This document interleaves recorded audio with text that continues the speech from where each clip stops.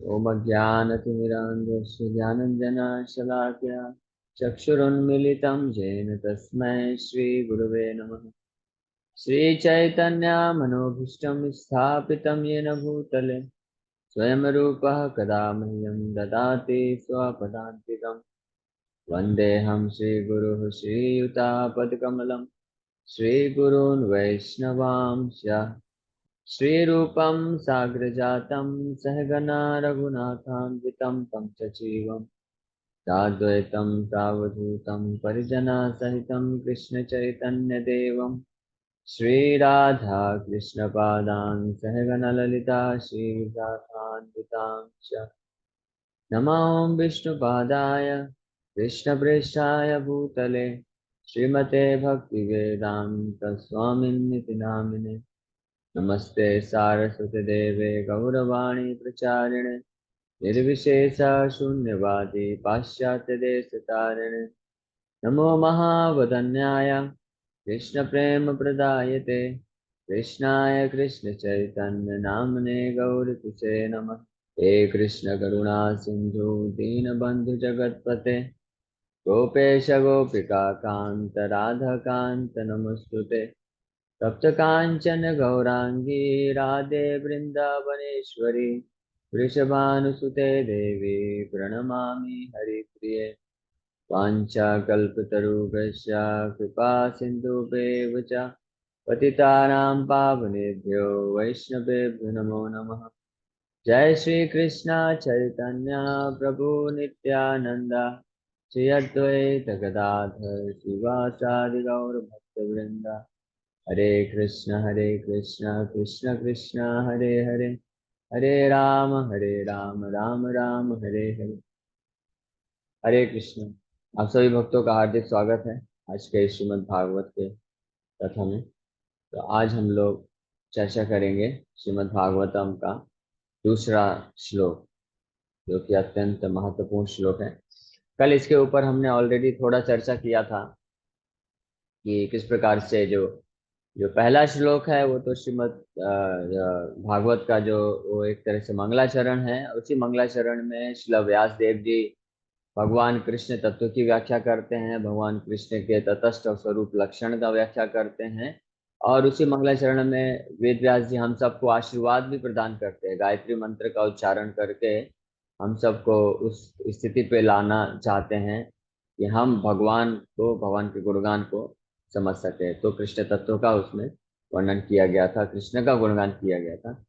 अब आज के श्लोक में जैसा कल मैं बताया कि भागवत का गुणगान किया गया है, क्योंकि भागवत भी भगवान कृष्ण से अभिन्न है। तो आइए हम लोग आगे बढ़ते हैं। तो अनुवाद में एक बार फिर से पढ़ देता हूँ। यह भागवत पुराण भौतिक कारणों से प्रेरित होने वाले समस्त धार्मिक कृत्यों को पूर्ण रूप से बहिष्कृत करते हुए सर्वोच्च सत्य का प्रतिपादन करता है। यानी भौतिक कारणों से प्रेरित होने वाले, ऐसे कौन से भौतिक कारण हैं जिनके द्वारा हर कोई प्रेरित होता है? वो केवल एकमात्र है, इंद्रिय तृप्ति की भावना। अपनी इंद्रियों को संतुष्ट करने के लिए आत्मेंद्रिय प्रीति वांछा धरे काम नाम।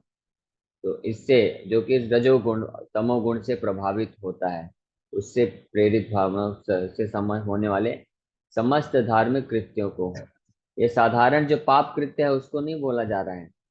जो बाकी जो शास्त्र हैं, वैदिक शास्त्र हैं, उन सब में समस्त पाप कृत्यों का पूर्ण रूप से बहिष्कार किया जाता है। लेकिन फिर भी पुण्य धार्मिक कृत्यों के माध्यम से इंद्र तृप्ति की भावना को ही बढ़ावा दिया जाता है। यही कारण था कि वेद व्यास जी इतने शास्त्र को लिखने के बाद भी हृदय में असंतुष्टि महसूस कर रहे थे, क्योंकि उन्होंने बाकी शास्त्रों में धार्मिक तरीके से, यानी पुण्य के तरीके से कैसे इंद्रिय तृप्ति को प्राप्त किया जा सके, यानी इस संसार में कैसे हम भोग विलास प्राप्त कर सके, ऐश्वर्य प्राप्त कर सके धार्मिक अनुष्ठानों का करके, ऐसा व्याख्या किया था। इसीलिए उनका हृदय असंतुष्ट था। हाँ। एक बहुत इंटरेस्टिंग बात है, हालांकि ये आगे आएगा, लेकिन फिर भी बता देता हूँ कि जो वेद व्यास जी जिन्होंने सारे धार्मिक अनुष्ठानों का रचना किया, रचयिता है, जिन्होंने दिया है सारे वैदिक कार्य वैदिक शास्त्रों में ऐसे धार्मिक अनुष्ठान जिनके द्वारा हम अपनी इंद्रिय तृप्ति बढ़ा सकते हैं, भौतिक संसार में भोग ऐश्वर्य प्राप्त कर सकते हैं, तो वो ऑथर जो कि क्रिएटर हैं, जो कि सृष्टि किया है जिन्होंने इस वैदिक अनुष्ठानों का, वो खुद भी असंतुष्ट हैं, तो कैसे कोई दूसरा व्यक्ति उन अनुष्ठानों को करके अगर ऐश्वर्य को प्राप्त कर भी लेता है तो वो जीवन में कैसे संतुष्ट हो सकता है। यही बात नारद मुनि बोलते हैं। और इसीलिए नारद मुनि ने उनको बोला कि अब आपको इन समस्त भौतिक कारणों से प्रेरित होने वाले समस्त भौतिक कृत्यों को पूर्ण रूप से बहिष्कार करके केवल सर्वोच्च सत्य का प्रतिपादन करना है। वो सर्वोच्च सत्य क्या है, हमने चर्चा किया था, पिछले श्लोक में बताया गया है। सर्वोच्च सत्य वो क्या है, सत्यम परम धीमहि ओम नमो भगवते वासुदेवाय। वासुदेव भगवान कृष्ण के बारे में। फिर आगे बोले जो पूर्ण रूप से शुद्ध हृदय वाले भक्तों के लिए बोधगम्य है। बोधगम्य का मतलब है कि इसको समझ पाना, ये इसके रस को समझ पाना, रस को ग्रहण कर पाना। कैसे भक्तों के लिए, जो शुद्ध हृदय वाले हैं। और शुद्ध हृदय वाले भक्त का मतलब क्या है, यहाँ पे शब्दार्थ में लिखा हुआ है, निर्मत सराणाम, 100% शुद्ध हृदय वाले। मत्सरता, मत्सरता के बारे में बताते हैं प्रभुपाद जी कि मत्सरता मतलब ईर्ष्या, जेलेसी, द्वेष, इसको बोलते हैं मत्सरता। हालांकि निर्मत्सराणाम का मतलब है यहाँ पे 100%, 100% शुद्ध हृदय वाले, यानी जो समस्त काम क्रोध लोभ मोह मद मत्सर के विचारधारा से रहित हैं। लेकिन विशेष रूप से मत्सरता जो ईर्ष्या है वो बहुत ही प्रबल होती है। कोई काम वासना पे विजय प्राप्त कर सकता है, क्रोध लोभ मोह के ऊपर उठ सकता है, लेकिन जो मत्सरता है वो बड़ा कठिनाई से जाता है। इसलिए मत्सरता को से यहाँ पे बोला गया है निर्मत्सराणाम सताम, शुद्ध हृदय वाले भक्तों के लिए है। यह सर्वोच्च सत्य वास्तविकता है जो माया से पृथक होते हुए सबों के कल्याण के लिए है। तो यह सर्वोच्च सत्य वास्तविकता है, ये वेद्यम वास्तवम अत्र वस्तु यहाँ पे लिखा हुआ है। हम लोग शब्दार्थ भी लेते हुए जाएंगे कि सबसे पहले धर्म प्रोज्जित कयित्वा। प्रोज्जित शब्द का अर्थ है पूर्ण रूप से अस्वीकृत, कयित्वा अत्र। तो यहाँ पे ये जो धर्म है, धार्मिक कृत्य जिनका मैं वर्णन कर रहा था, कि ऐसे धार्मिक अनुष्ठान जिनके द्वारा इंद्रिय तृप्ति की भावना, इस संसार में भौतिक भोग ऐश्वर्य नाम, इसकी भावना को प्रेरणा मिलता है, उसको कैतव धर्म कहा गया है। कैतव का मतलब चीटिंग टाइप ऑफ रिलीजन। सकाम विचार से प्रच्छन्न यहाँ पे लिखा हुआ है, लेकिन इंग्लिश ट्रांसलेशन में आप लिखेंगे देखेंगे प्रभुपाद जी के, तो वहां पे प्रभुपाद जी वर्णन करते चीटिंग, यानी धोखा देने वाला। कैतव का मतलब भी होता है धोखेबाज, धोखा देने वाला। तो धोखा देने वाला धर्म कैतव धर्म में भी होता है। हाँ, कैतव धर्म का मतलब ये नहीं है जो पाखंडी साधु लोग हैं, वो जो अपने हिसाब से कुछ भी करते हैं, वो तो महाकैतव धर्म है। तो जो सो कॉल्ड तथाकथित जो साधु लोग हैं, जो कि शास्त्रों के निर्देश को पूरी तरह से उल्लंघन करके अपने मन से ही कुछ अलग ही नियम बना लेते हैं। जैसे एक आप सुने होंगे, बहुत जो प्रसिद्ध तथाकथित साधु जो बोलते हैं संभोग से समाधि। अब ये कोई भी शास्त्र में ऐसा वर्णन नहीं है कि संभोग करके कोई व्यक्ति आध्यात्मिक समाधि के स्तर पे जा सकता है। ये तो पूरी तरह से गलत है। ये जो काम वासना है, इसके द्वारा तो व्यक्ति बहुत ही घृणित हो जाता है और उसकी चेतना पूरी तरह से गंदी हो जाती है, वो और निकृष्ट होता चला जाता है, आध्यात्मिक जीवन में सबसे लोवेस्ट कैटेगरी में चला जाता है वो। पाप पाप कृत्य है ये, उसको नरक भी जाना पड़ता है इसके लिए। लेकिन ऐसे तथाकथित साधु, साधु भी नहीं बोल सकते उनको, जो धर्म के नाम पे इसका प्रचार कर रहे हैं, तो वो तो महाकैतव धर्म है। लेकिन यहाँ पे वेद व्यास जी जिस कैतव धर्म की बात कर रहे हैं वो ये नहीं है, इस तरह के लोगों की बात नहीं कर रहे हैं। वो बात कर रहे हैं कि ऐसे लोग जो कि सतोगुण में भी हैं और वैदिक शास्त्रों के अनुसार, वैदिक विधि विधानों के अनुसार कर्म कांड करके लोगों को शिक्षा देते हैं, या धार्मिक अनुष्ठान प्रॉपर तरीके से धार्मिक अनुष्ठान करते हैं, यज्ञ करते हैं, व्रत करते हैं, तपस्या करते हैं, ज्ञानार्जन करते हैं।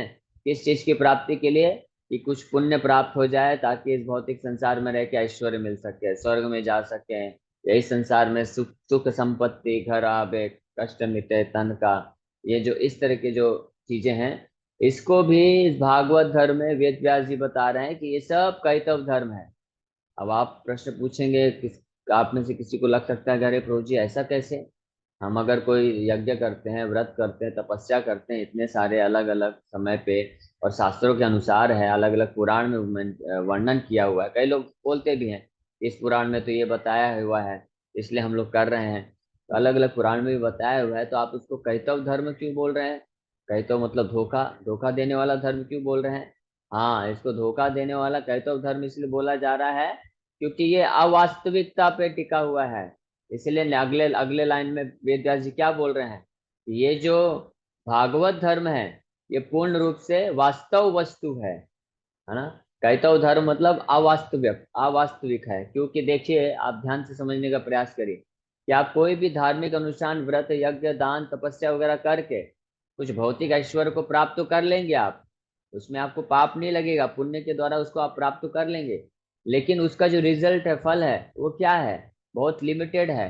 कुछ समय तक के लिए ही आपको केवल भौतिक सुख प्रदान कर सकता है, वो भी कैसा सुख? केवल शारीरिक सुख या मानसिक सुख प्रदान करेगा, आत्मा के कल्याण के लिए उसमें कुछ भी नहीं है।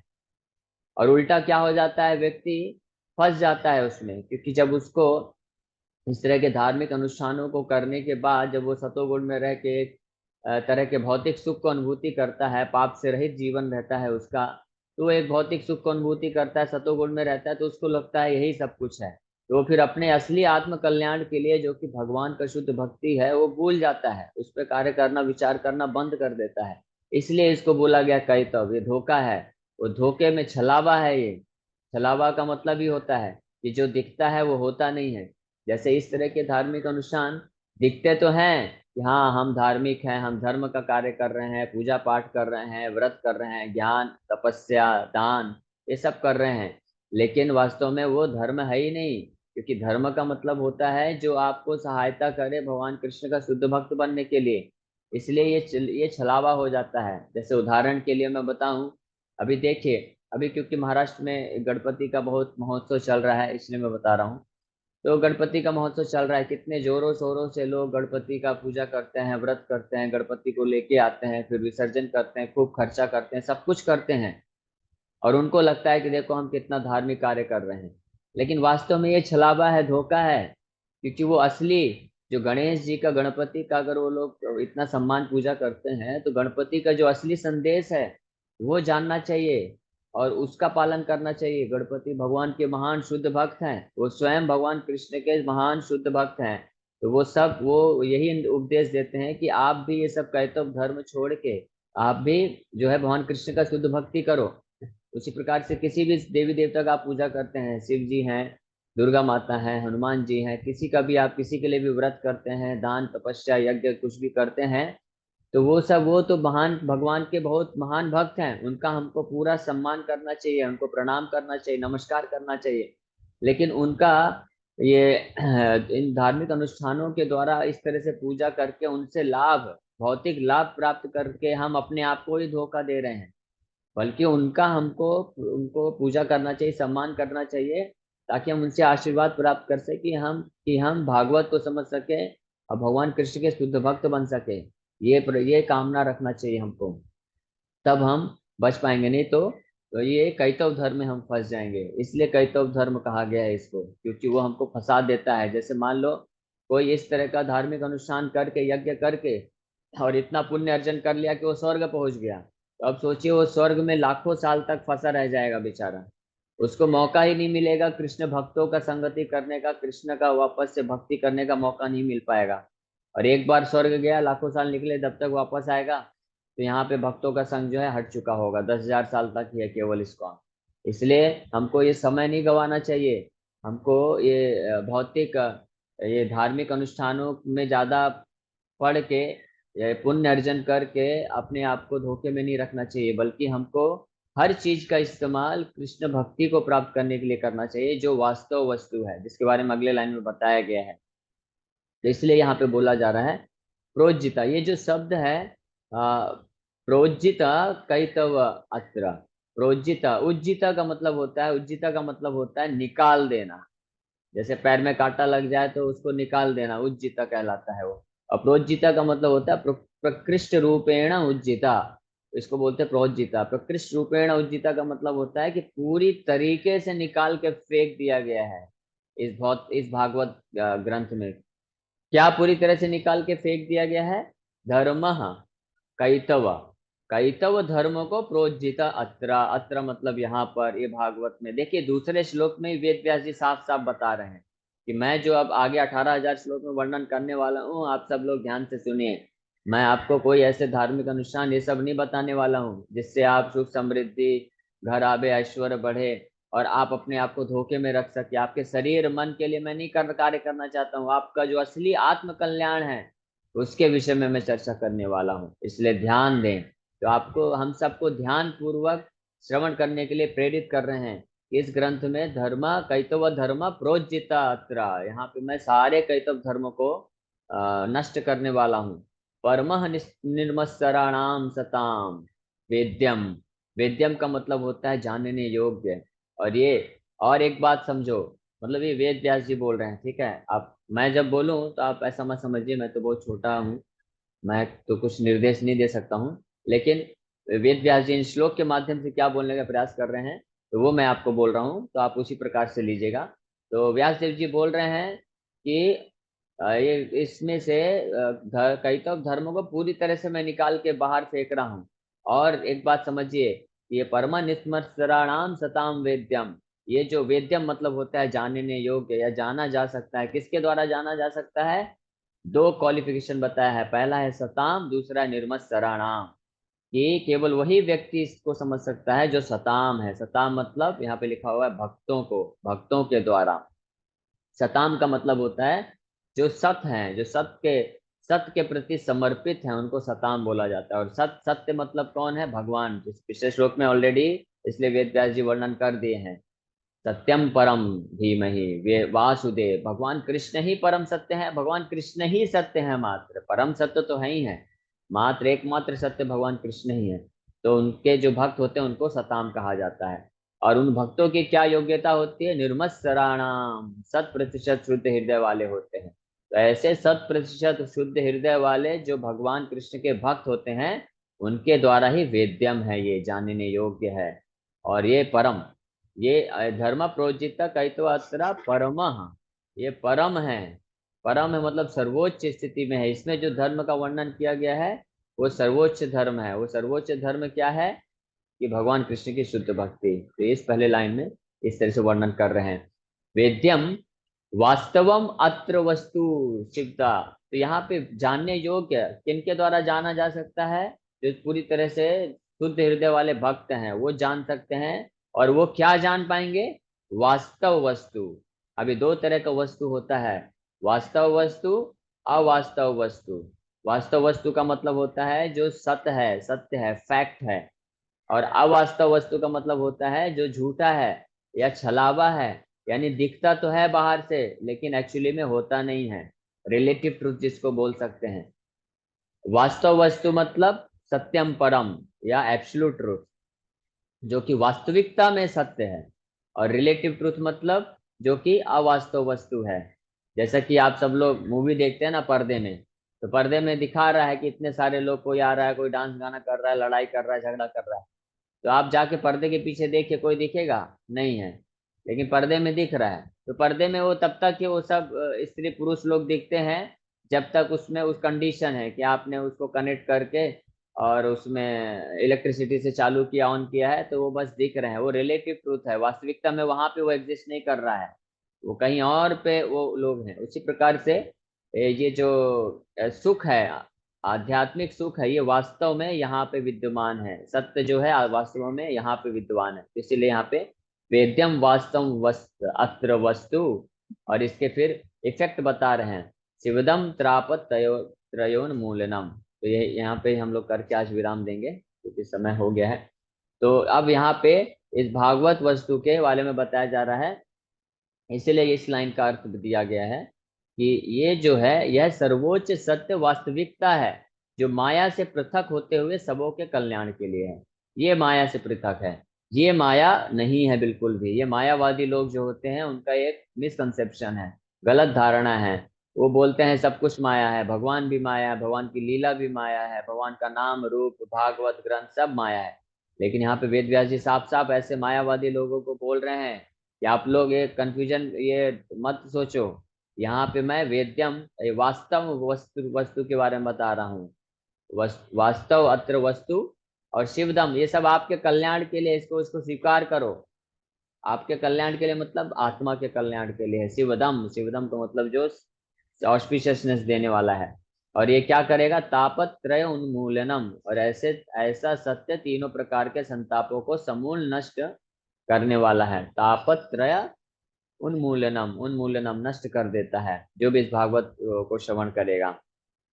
श्रीमद् भागवते महामुनि कृते किम वा परैरेश्वर, इसलिए बोल रहे हैं इस श्रीमद् भागवत जो महामुनि वेद व्यास जी, व्यास देव जी द्वारा कृत है, अपनी परिपक्व अवस्था में संकलित यह सौंदर्य पूर्ण भागवत ईश्वर साक्षात्कार के लिए अपने आप में पर्याप्त है। तो फिर अन्य किसी शास्त्र की क्या आवश्यकता है? इसीलिए किसी और शास्त्र की कोई आवश्यकता नहीं है। तो यहाँ पे देखिए, श्रीमद् भागवते महामुनि कृते, महामुनि कृत्य बहुत विशेष शब्द है। महामुनि कृत्य क्यों बोला जा रहा है? महामुनि के द्वारा कृत किया गया है, तो ये विशेष है कि महामुनि का मतलब होता है कि वेद व्यास जी ने अपनी सबसे सर्वोच्च परिपक्व अवस्था में इस ग्रंथ का निर्माण किया है। तो आप जान सकते हैं, पहले सारे लाखों करोड़ों श्लोक रचना करने वाले अनेक अनेक ग्रंथ की रचना किए, लेकिन सब फिर फाइनली जब पूरी परिपक्व अवस्था में पूर्ण समाधि में जाके जो अंतिम साक्षात्कार उनको मिला, उस साक्षात्कार के बाद इस श्रीमद् भागवत ग्रंथ का वर्णन कर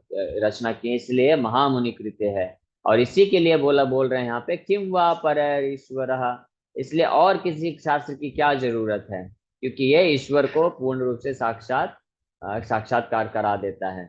और जैसे ऐसे कोई ध्यान पूर्वक तथा विनीत भाव से भागवत के संदेश को सुनता है, वैसे वैसे ज्ञान के संस्कार के से उसके हृदय में परमेश्वर स्थापित हो जाते हैं। तो ये आखिरी लाइन में हम चर्चा कल फिर और करेंगे। मैं एक बात थोड़ा स्पष्ट रूप में बोलना चाहता हूँ कि हालांकि मैंने अभी शब्दार्थ, अनुवाद और श्लोक का थोड़ा सा चर्चा किया है, हम लोग उसके बाद तात्पर्य पढ़ेंगे, फिर तात्पर्य का चर्चा करेंगे। इसका कारण है, जनरली हम लोग मंदिर में हम लोग पहले श्लोक पढ़ते हैं, अनुवाद पढ़ते हैं, फिर तात्पर्य पढ़ते हैं, फिर चर्चा करते हैं। लेकिन ये मेरा ऑब्जर्वेशन है, स्पेशली जब हम ऑनलाइन क्लास लेते हैं या नए ऑडियंस होते हैं, तो अगर हम तात्पर्य पढ़ देते हैं केवल, तो वो लोग उसको उतना कनेक्ट नहीं कर पाते हैं। तो मैं जनरली क्या करता हूँ, श्लोक पढ़ के अनुवाद, प्रभुपाद जी के अनुवाद को पहले एक्सप्लेन करता हूँ शब्दार्थ को लेकर के, यानी पहले अनुवाद और प्रभुपाद जी के शब्दार्थ को एक्सप्लेन करता हूँ। फिर उसके बाद हम तात्पर्य पढ़ते हैं, तो क्या होता है, बहुत सारी चीजें फिर तात्पर्य में वो लोग जो ऑडियंस है उसको कनेक्ट कर पाती है, और फिर हम तात्पर्य में जो और चीजें होती हैं उसमें हम चर्चा कर पाते हैं, है ना। तो ये इस तरह से थोड़ा सा क्रम में रखता हूँ ताकि अच्छे से समझ सकें। तो ये चलेगा ना वीर कृष्ण प्रभु? यस गुरु जी, ओके, बहुत अच्छा है सर, बहुत अच्छा है। ठीक है, तो ठीक है। आज यहीं पे समाप्त करते हैं। 5 मिनट बचा है, अगर किसी भक्त का कोई प्रश्न है तो आप लोग पूछ सकते हैं। हरे कृष्ण। हरे कृष्ण। हरे कृष्ण। पहला मेरा एक हाँ, परम, यस प्रभु। संस्कृत में परम कहते हैं, तो परम माने श्रेष्ठ होता है जहां तक मुझे जानकारी है। बट गुड बेटर बेस्ट होता है, अच्छा और अच्छा सबसे अच्छा होता है। तो सत्यम परम धीमहि परम निर्मत्सराणाम। तो इसको परम माने यहाँ पे सबसे श्रेष्ठ बोला जा रहा है कि बेटर बोला जा रहा है कि बहुत अच्छा, माने इसका परम माने क्या हुआ यहाँ पे अर्थ? परम मतलब ऑफ कोर्स बेस्ट बोला जा रहा है, सर्वश्रेष्ठ बोला जा रहा है। और साथ में परम के कई मीनिंग है। परम का एक तो अर्थ जो आपने बताया, बेस्ट या सर्वश्रेष्ठ, सर्वोत्कृष्ट है। और परम का दूसरा मतलब है कि जो इस भौतिक जगत से परे है, तीनों गुणों से परे हो जो वस्तु है, उसको भी परम कहा जाता है। तो यानी भगवान जो ये परम सत्य है, यानी भगवान वासुदेव, भगवान कृष्ण जो है, ये भौतिक जगत के नहीं है, ये भौतिक जगत के तीनों गुणों से परे हैं, इसलिए परम है। हरे थैंक यू। कृष्णा। और किसी भक्त का कोई प्रश्न? आप सब लोग समझ एक्चुअली पा एक रहे बात। हैं क्या? मैं थोड़ा, मुझे ऐसा लग रहा है कि शायद थोड़ा ज़्यादा टेक्निकल हो रहा है, लेकिन आप लोग प्रयास करेंगे। देखिए, ये है थोड़ा टेक्निकल, लेकिन कृष्ण तत्व को हम इसी के माध्यम से समझ पाएंगे। और आप धीरे धीरे इसको सुनेंगे ध्यान पूर्वक, तो निश्चित रूप से समझ पाएंगे, क्योंकि आप सब लोग भक्त भी हैं। जैसा कि यहाँ पे वेद व्यास जी बोल रहे हैं कि ये निर्मत्सराणाम सताम वेद्यम वस्तु है, ये उनके द्वारा जाना जा सकता है जो कि भक्त हैं। तो आप सब लोग अगर हरे कृष्ण महामंत्र हरि नाम जप करिए, भक्त मतलब जो हरि नाम लेता है, तो अगर भागवत को अच्छे से समझना चाहते हैं तो आप सब लोग हरि नाम जप करिए, आप लोग समझ पाएंगे। ठीक है, फिर और कोई प्रश्न है तो ले सकते हैं। हरे कृष्ण। यस तो जी, आप कुछ कह रहे थे। प्रश्न एक्चुअली होता है एक वक्ता, श्रोता और प्रश्नकर्ता। जैसे परीक्षित महाराज श्रोता थे, सुखदेव गोस्वामी वक्ता थे, और जो प्रश्न करता है ना उसका भी उद्धार होता है। कहते हैं ना, कथा करने वाला, कथा कराने वाला, कथा आयोजन करने वाला। तो अगर हाँ आप एक अच्छा सा प्रश्न पूछेंगे जिससे श्रोताओं को लाभ मिले, वक्ता को लाभ मिले, तो प्रश्नकर्ता को भी उसका सेम बेनिफिट होता है, ऐसा नहीं कि अलग बेनिफिट। अच्छे प्रश्न पूछना चाहिए। भले आप कई बार उसका उत्तर जानते हो, लेकिन और अच्छे से उत्तर बता दें वक्ता, ताकि और दूसरे लोगों को लाभ मिले। इसलिए प्रश्न करना भी एक सेवा है। सो अगर इसमें संकोच नहीं, संकोच गलत काम करने में करना चाहिए, अच्छे काम में संकोच नहीं करना चाहिए। अच्छे काम में और आगे आना चाहिए, और आगे आना चाहिए, और दूसरों को भी हरे कृष्ण। लाना चाहिए। कोई प्रश्न हो तो तो पूछ सकते हैं आप भी हो। है किसी का कोई प्रश्न? नहीं है तो ठीक है। आज कुछ नए भक्त भी आए हैं, हरे तो Krishna. Thank you very much. Hare Krishna. आप सभी भक्तों को दंडवत प्रणाम। हरे कृष्णा। वांछा कल्पतरुभ्यश्च कृपा सिन्धुभ्येव च पतितानां पावनेभ्यो वैष्णवेभ्यो हरे कृष्णा।